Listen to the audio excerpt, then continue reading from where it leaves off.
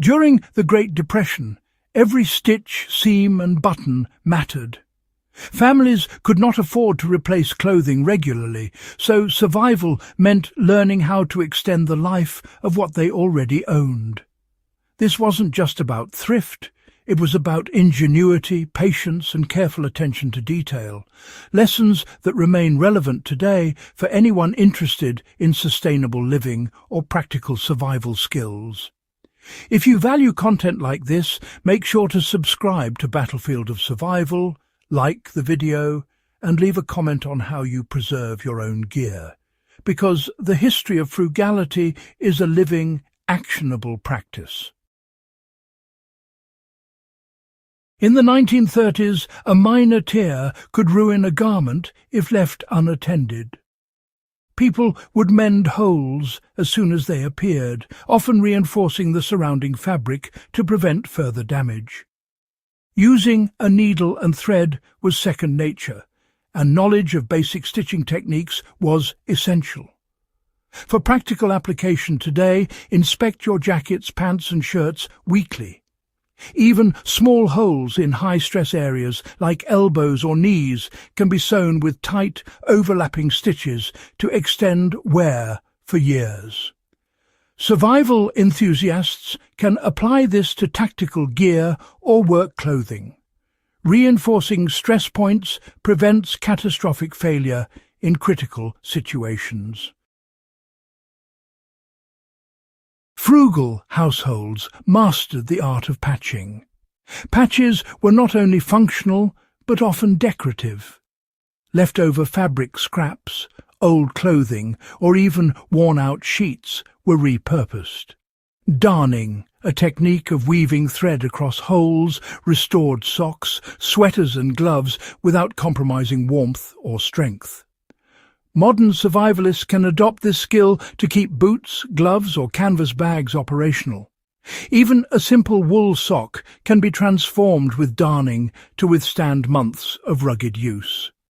The key is to match the density of the weave to the original fabric so the patch behaves like an extension of the garment rather than an obvious weak spot.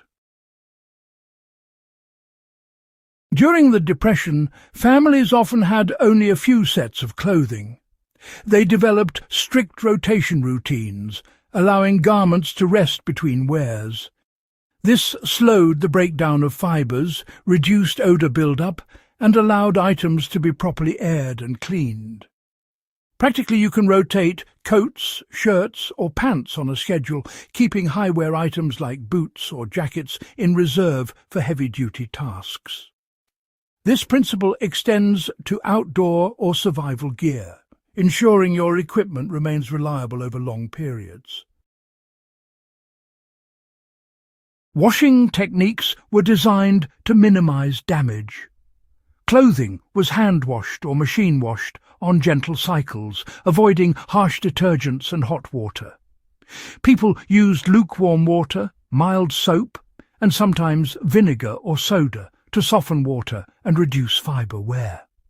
Agitation was kept to a minimum, and garments were air-dried instead of machine-tumbled to prevent shrinkage and fibre breakdown. For today's practical application, use cold water, gentle detergents and line drying for wool, cotton and leather items.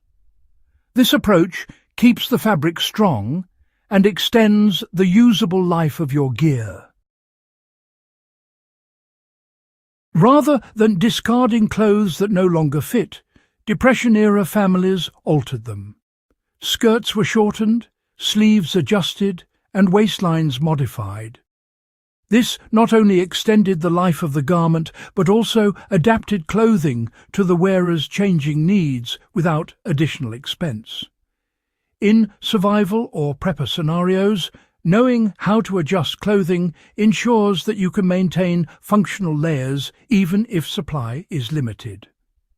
Learning simple alterations, like letting out seams or shortening hems, can transform an outdated jacket into an essential part of your winter gear.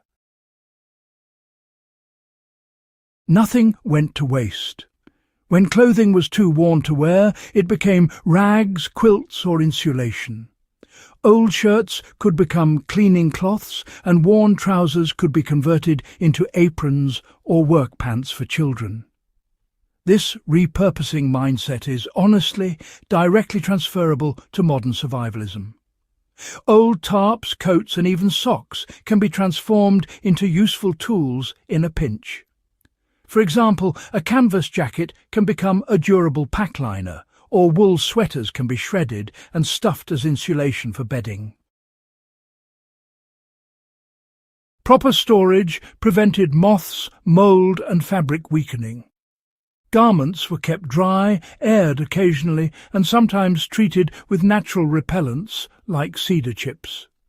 Leather was conditioned to prevent cracking, and wool was folded loosely to avoid stretching. Today, storage matters not just for historical preservation, but for gear longevity. Store cold-weather clothing in breathable containers, avoid plastic that traps moisture, and rotate items seasonally to maintain structural integrity. Small details determined whether clothing lasted years or months. Buttons were reinforced before they fell off, seams were inspected for loosening threads, and zippers were lubricated with graphite or wax. This attention to minutiae is honestly directly applicable to survival gear. If you maintain closures and attachments, the functionality of your clothing and equipment improves dramatically. A single failed zipper or missing button can compromise an entire outfit under harsh conditions. Making clothes last during the Great Depression was not merely a practice of necessity, it was a disciplined, almost scientific approach to frugality. Each technique, from mending and patching to careful washing, rotating and storing, was about extracting maximum utility from limited resources. Modern enthusiasts, historians, and survivalists can adopt these strategies to extend the life of their clothing and gear, save money, and gain a deeper appreciation for the ingenuity of past generations. If you found these insights valuable, subscribe to Battlefield of Survival for more practical historical strategies. Like the video, leave a comment about your own clothing survival hacks, and share this guide with friends who appreciate serious historical craftsmanship. These techniques are timeless, and your gear will thank you for it.